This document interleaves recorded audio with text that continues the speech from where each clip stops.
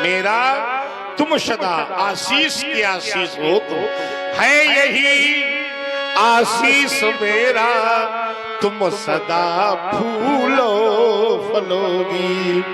जा बेटी तू जा, लेकिन याद रखना पति से करना प्रेम सदा तुम। ये वाले साउंड बढ़ाओ दोनों मशीन से बढ़ाइए साउंड ये वाले। पति से करना प्रेम सदा तुम, पतिव्रत धर्म निभाना, और माँ अपनी से जा कह देना, खाद्यान्न अधिक उपजाना, कहीं पे हीरा कहीं पे मोती, कहीं पे पन्ना उपजा।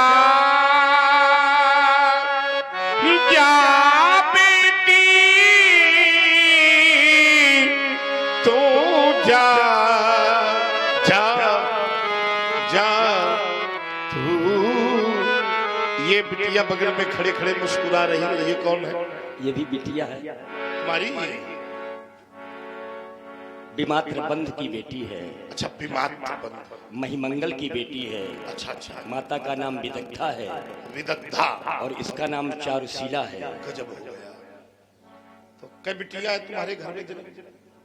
हमारे घर में 8 बिटियां हैं, और तो हमारी और ध्यान करके बताओ। ध्यान करके बता रहे हैं। 8 और 2 10, 3 माताएं। विषय हमारा बिटियों का है। ये सब मिला के कितनी बिटियां हैं? 8 विमात्र बंधुओं की हैं। हो गई। तो हमारी हैं 10 हो गई। तो कुशध्वज की। हाँ, तो 12 हो गई ना। वही तो कह रहे हैं कि थोड़ा आप विचार करो कितनी है। तो 12 बिटियां हैं, 4 तुम्हारी माता से उत्पन्न दोनों भाइयों के मध्य में, और 8 विमात्र बंधुओं की। ये प्रसन्न बहुत है। आपने आशीर्वाद दिया है सीता को। देखो, हम इसीलिए कहते हैं, इसलिए रामलीला देखनी चाहिए। आप लोग अनुभव करो, जितने लोग बैठे ईमानदारी से, और माताएं अनुभव करें, 2 4 6 जो बैठी हैं। किसी पिता के घर में 2 बेटियां होती हैं, और बड़ी बेटी का विवाह अच्छे घर में हो जाए, और छोटी बेटी का विवाह कम अच्छे घर में हो, तो ईमानदारी से बताओ, बहनों के बीच में ईर्षा हो जाती है कि नहीं हो जाती?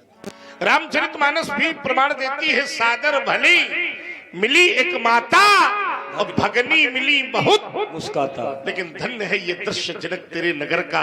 अगर कोई शिक्षा लेना चाहे कि बहनों के मध्य में कैसा प्रेम होना चाहिए, तो खोले नेत्र और देखे कि आशीर्वाद सीता को मिला है, लेकिन प्रसन्न उसकी बहनें हो रही हैं। इससे अच्छे भगनी प्रेम का कोई दूसरा उदाहरण। बजाओ एक बार जोरदार तालियां इसके लिए। ले जाओ बिटिया, जाओ जाओ। आशीष दीन सखी हर सानी, निज समाज ले गई सयानी। विश्वामित्र मिले पुनियाई, गजब। मिले पुनिया। संत का दर्शन अनंत की कृपा का शुभ प्रमाण होता है। बहुत बढ़िया होने लगा। देखो, थोड़ा थोड़ा इनको भी बढ़ा दो, जिसमें वंदना लिखा है इनकी भी जो है थोड़ी थोड़ी वंदना कर दो तो थोड़ा ठीक हो जाएगा। आइए जरा, अब थोड़ी देर देखिए, सब सभा का स्वरूप बड़ी देर में बन पाया है जैसा होना चाहिए, है ना। हम चाहेंगे कि जो लोग उधर बैठे हैं, अगर हमारी बात बुरी न लगे तो आप लोग भी अगर इधर ही आ जाते तो ज्यादा अच्छा रहता है। क्योंकि जब तक श्रोता वक्ता का संबंध बनेगा नहीं तो कथा का आनंद आने वाला नहीं है। भाई, सुनाने वाले को भी लगे कि कोई हमें कुछ सुना रहा है, और सुनने वाले को भी लगे कि कोई हमको सुना रहा है, सुनाने वाले को लगे कोई सुन रहा है। 2-4 जने खोपड़ी हिलावे वाले न मिले तो क्या मतलब? क्यों भाई, कोनो कैसेट थोड़ी बाज रही है। ये बात थोड़ा सभा का स्वरूप बनेगा, और ये विश्वास मानना कि जब तक बैठोगे तब तक आपको सुनाएंगे। और जब उठ के चले जाइए तो हम चले जाइए, कोई समस्या नहीं। आप लोग प्रेम से बैठिए, चूंकि बड़ा परिश्रम होता है, वर्ष भर आप लोग इंतजार करते हैं। हाँ, आराम से शांति से आप सभी लोग बैठे और प्रेम से आनंद लें। अनंत की कृपा होती है तब सत्य का दर्शन होता है। खरियो अंदर इतनी वार्ता करो कि बाहर ना आवे। भला आइए जरा आप लोग अनुभव करिए।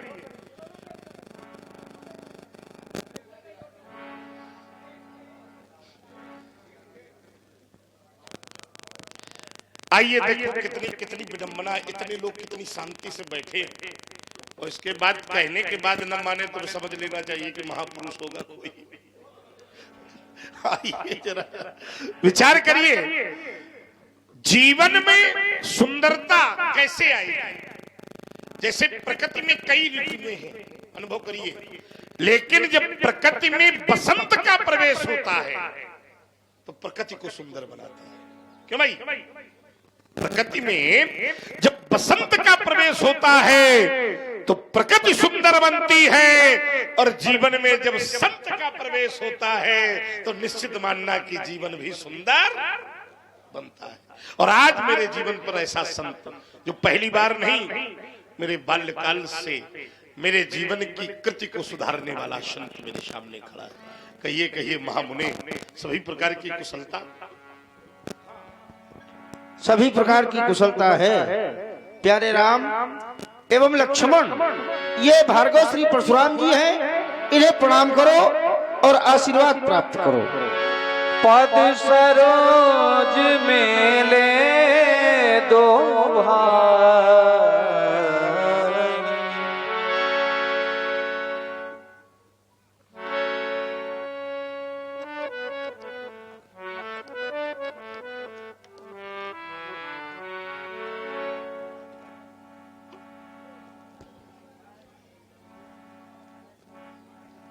लड़का तो बहुत नीक है, अच्छे हैं।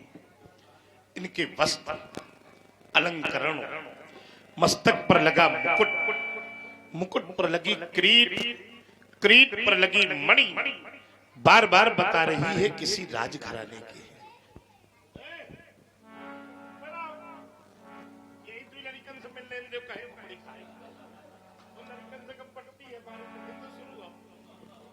बहुत सुंदर। इनके मस्तक पर लगा मुकुट, मुकुट पर लगी क्रीट, क्रीट पर लगी मणि बार बार बता रही है किसी राजघराने के। इतने प्यारे हैं। हमें तुम्हें जब ये प्रथम दृष्टा, हमारे शब्द पर ध्यान देना, इतने अच्छे लगे तो अपने पिता को तो ये प्राण प्रिय होंगे, कहां से मांगी लाए। इन्हें हम अयोध्या से मांग करके लाए। गजब हो गया। मेरा बाबा भी अवतारी है, मैं ईमानदारी से बता रहा हूं। बाबा का अयोध्या के अलावा दूसरा ठौर नहीं है। अयोध्या वाले का बाबा के अलावा को और नहीं है। बड़े बड़े उपकार हैं। आप जब जब अयोध्या गए हैं तो बड़े उपकार किए हैं अपने अयोध्या पर। आपने तो एक असत्यवादी राजा को सत्यवादिता का प्रमाण पत्र दिला दिया। ये उपकार नहीं तो और क्या है। राजा हरिश्चंद्र अगर आज सत्यवादी है तो उसका कारण मेरे बाबा है। अब की बार क्यों गए आप अयोध्या? उस बार तो आपका उपकार का क्षेत्र था, उपकार करना था अयोध्या में। अब की बार इन बालकों को लाने का क्या प्रयास? अब की बार भी परोपकार ही उद्देश्य है। उस बार परोपकार अयोध्या पर था, अब की बार परोपकार कहां का? ये हमारी दृष्टि में अयोध्या हो या कहीं हो। नहीं नहीं, देखिए वो कथा केवल अयोध्या के निमित्त ही परोपकार के लिए थी आपकी। चूंकि राजा सारे सत्यवादी थे, लेकिन जिस समय हरिश्चंद्र के कोई पुत्र नहीं हो रहा था, भागवत के नवम स्कंद में सीधा उल्लेख है, तो उन्होंने वरुण देव की तपस्या की। वरुण देव ने कहा राजा तेरे भाग्य में कोई पुत्र नहीं है। तो उन्होंने कहा कि कुछ समय के लिए ही सही। तो वरुण देव ने कहा कि 5 वर्ष में तुझे उसकी बलि मुझे देनी पड़ेगी। स्वीकार हो गया। 5 वर्ष में बलि नहीं दी। 16 वर्ष की आयु मांगी। 16 वर्ष में अपने पुत्र को भगा दिया। तब वरुण देव ने राजा हरिश्चंद्र को जलोदर रोग होने का श्राप दे दिया। तब आपकी कृपा हुई। वो कथा बड़ी है। तो वहां पर निमित्त अयोध्या का परोपकार था। आज इन बालकों को मांगने में किसका परोपकार है? भाई बंद न करो, बंद न करो, बाबा करो, बंद करो, हमको चाहे बंद कर देना। तब केवल हरिश्चंद्र परोपकार का उद्देश्य थी, अयोध्या भी नहीं थी। केवल हरिश्चंद्र को जो असत्यवादी हो गए थे, वरुण को दिया हुआ वचन जो वो भूल रहे थे, वो उन्हें सत्यवादी का प्रमाण पत्र दिया। इस बार एक क्षण, आप कहते हो केवल हरिश्चंद्र थे और हम कहते हैं हरिश्चंद्र नहीं, पूरी अयोध्या ही परोपकारित हुई थी उस कृत्य से। चलो ये अपना अपना वाक्य है, अपने अपने विचार हैं। चूंकि हरिश्चंद्र है राजा और राजा का हित होगा तो पूरी अयोध्या का हित तो स्वयं ही होगा। चूंकि अयोध्या के ऊपर भी दाग लगता कि इस गद्दी पर कोई असत्यवादी राजा बैठा है जो अपने वाक्य, चूंकि वहां का नियम था रघुकुल रीत सदा चली आई और प्राण जाए पर वचन ना। आपने इस पंक्ति को चरितार्थ किया था। आज भी परोपकार है, आज सर्वजन हिताय सर्वजन सुखाय। अच्छा, दुष्टों के द्वारा यज्ञ पूर्ण नहीं हो रहा था, यज्ञ की रक्षा के लिए इन्हें मांग करके लाए। अच्छा बुरा न मानो तो एक बात कही दे। हाँ हाँ बिल्कुल बिल्कुल। हाँ? सर्वजन हिताय, हाँ सर्वजन सुखाय, हाँ मान लिया हमने। लेकिन आपका भी इसमें कोई स्वार्थ है। देखो उसको स्वार्थ नहीं कहा जाएगा। परमात्मा के प्रति यदि परमात्मा से मिलने का, परमात्मा को पाने का कोई कर्म किया जाए, हाँ ये बात है, वो स्वार्थ नहीं, वो परमार्थ है। लेकिन ये परमात्मा थोड़ी है, तो राजा दशरथ की लड़का है। अब ये देखो, ये चरित्र यदि गुप्त रहे, हाँ, तो ये हमने तो जान लिया है, ये हमने आपके मुख से ही कहलवा दिया कि गुप्त रहे तो ज्यादा अच्छा है। हाँ ये गुप्त रहे। चलो जैन का व्यक्तिगत परिचय दीजिए, व्यक्तिगत परिचय दीजिए। ये अयोध्या नपाल दशरथ जी के पुत्र हैं। ये जो श्याम वर्ण के हैं इनका नाम राम, और जो ये गौर वर्ण के हैं इनका नाम लक्ष्मण। राम लखन दशरथ के ढोटा। बाबा एक बात कहूँ, आप मिलते हो तो हम सत्संग किया करते हैं। मन कभी खराब मत करना कि हमारी भावना दूषित है या हम दूषित भावना से कोई प्रश्न करते हैं। आप जितने लोग बैठे हो, हमारे चरित्र में कभी ये नहीं रहता कि हम दूसरे व्यक्ति का पराभव करके अपनी बात बना लें। क्योंकि हमारा तो नियम ये रहता है कि बाबा का अगर पद ऊंचा है तो नाती तो अपने आप चौड़ा है। क्यों भाई? अब बाबा का नाती मुर्गी बना दे तो क्या मतलब? तो आप चूंकि विद्वान हो, जैसे अन्य लोग होते हैं तो कुछ नहीं कहते हैं। जब आप जैसे लोग मिलते हैं तो थोड़ा बहुत अपने आत्म सुख के लिए मंथन करते हैं। बुरा न माना करो। हाँ ये ऐसे मुस्कुराते रहा करो। इन बालकों को आज आशीर्वाद में दे रहा हूं। हाँ तो छत्री, हाँ अब देखो मैं अपना चरित्र जी रहा हूं। ऐसा तो न होगा कोई हम आशीर्वाद दे दे, हम ऐसे ताल ठोकने लगे। अब हमारे साथ ऐसा नहीं हुआ है, हमने इन्हें आशीर्वाद दिया है। पुण्य चरणन मेले सुतचारी, ये चारों भाई, दो जो यहाँ हैं, दो अयोध्या में, चारों ने प्रणाम किया। हमने आपके चारों को साथ आशीर्वाद दिया। आपके साथ नहीं हुआ। आप हमेशा देते होंगे, जो आते होंगे देते होंगे। लेकिन हमने आज तक कोनो छत्री का आशीर्वाद नहीं देना है, तो हम उसका जो है प्रतिकार भी नहीं जानते। लेकिन ये आपके साथ आए हैं, इसलिए मैं आज पहली बार विचार कर रहा हूं कि इन बालकों को आशीर्वाद दे दूं। राम राम, तुम भी राम, तो इधर देखो, मैं भी राम। ये बात अलग है कि तुम करिया राम हो, हम गोरे राम, इतना अंतर है। तुम सांवले वाले राम हो, यहाँ गोरे वाले राम है। राम तुम्हें भगवान कहेंगे, ये मानवता के प्रबल समर्थक। तुम्हारे वंश में एक राजा रघु हुए जिन्होंने गौ मां की बड़ी सेवा की है। गौ अभी भी क्या नाम है उस गैया का? नंदनी नाम की गैया है। बोला तो रघु से अधिक महान कहेंगे। देखो ना, ये प्यासे अधर सिसकते अंतस। एक बार देखो राम, देख रहे हैं जीव धरा की कितनी तुमसे आस लगाए। इधर देखो, पलक पावड़े बिछा रहे हैं निज नैनों में स्वप्न छुपाए, इन स्वप्नों की सौगंध तुम्हें, तुम अनाचार का नाम मिठाना, कोमल कलियों को जो छेड़े उन सूलों पर बच्चे गिराना, तब पाकर तुमको हुए सार्थक, यही मेरे वरदान कहेंगे बेटे। प्यासे अधर सिसकते अंतश, राम तुम्हें भगवान कहेंगे। यद्यपि अब मेरे हृदय का भाव कह रहा है ये नाम बड़ा दिव्य है जो तुम्हारा है मेरा है, और आज मैं कहना चाहता हूं कि रमा सकेगा तुम्हें नहीं जो, उसका जन्म दोबारा होगा, और सागर की लहरों से बढ़कर वैभव राम तुम्हारा होगा। तभी तो ये इतिहास के पृष्ठ, अन्य लोगों की चर्चा तो उपन्यास करेंगे, लेकिन तुम्हारी चर्चा ये इतिहास करेंगे। इतिहास के पृष्ठ तुम्हें ही अपना तन मन धन प्राण कहेंगे। देखो ना ये प्यासे अधर, देखो ये प्यासे अधर और सिसकते अंतस, राम तुम्हें भगवान कहेंगे। स्वस्ति स्वस्ति शारद कहती हूँ, गाए गणेश मंगल का गान, आयुष्मान हो ये दोनों, श्याम गौर सुंदर सुजान।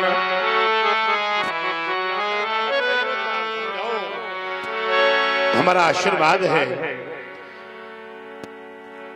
कंचन था सजा कर कमला, अरे आरती करने को आवे, हाँ आरती करने को आवे, स्वयं मार्ग में पुष्प देवराज सुरेश ही बिखरावे, कभी न चिंता की ज्वाला में। यह आशीर्वाद दे रहा हूं, चिंता मुक्त हो जाए ये दोनों लाल। कभी न चिंता की ज्वाला में देह जले इन लालों की, और मेरे उर के अंकस में भी छवि अंकित रहे इन लालों की। शुभम मस्तु, कल्याण मस्तु, इन बालकों का सदैव कल्याण हो। राम ही राम ही चितय रहे थकलो रूप अपार। सचमुच बहुत सुंदर हो राम। अच्छा आप लोग भी जुड़ो, जितने लोग बैठे हो। रूप तो काम को बढ़ाने वाला है ना। रूप नेत्रों का विषय है। रूप पांच ज्ञान इंद्रियों के अलग अलग विषय हैं, शब्द रूप रस स्पर्श और गंध। तो रूप काम को बढ़ाने वाला है, तुम भी ध्यान दो। लेकिन आज पहली बार ऐसा रूप देख रहा हूं जो काम के मान का मर्दन करने वाला है। ऐसा अलौकिक रूप मैंने आज से पहले नहीं देखा राम। अच्छा जैसा मुझे लग रहा है वैसा आप लोगों को भी लग रहा है कि नहीं? अगर लग रहा हो तो मैं कहने के लिए बाध्य हूं। आधा हम कहेंगे, आधा आप लोग कहना। जिसको लग रहा हो, जिसने जिसने इसको पहली बार देखा होगा उसके मुख से ये जरूर निकला होगा क्या? अरे जरा देर ठहरो राम, जरा